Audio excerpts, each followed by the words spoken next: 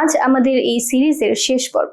গত কয়েকটি পর্বে আমরা স্কিন কেয়ার নিয়ে কথা বলেছি, কিন্তু আসলে এই সিরিজের মূল উদ্দেশ্য ছিল আরো বড় একটি বিষয়, নিজেকে ভালোবাসা এবং নিজের যত্ন নেওয়ার গুরুত্ব।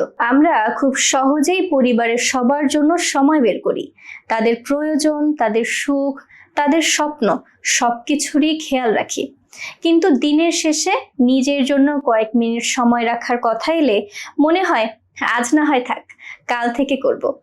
আর সেই কাল অনেক সময় আর আসে না।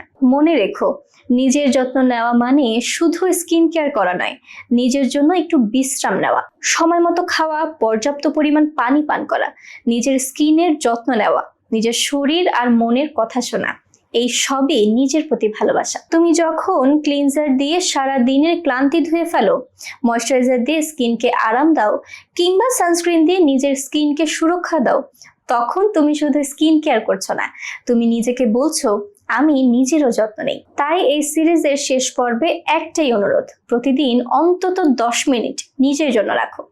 কারণ এই 10 মিনিট শুধু স্কিনের জন্য নয়, এটি তোমার আত্মবিশ্বাস, মানসিক শান্তি এবং নিজের প্রতি ভালোবাসার জন্য।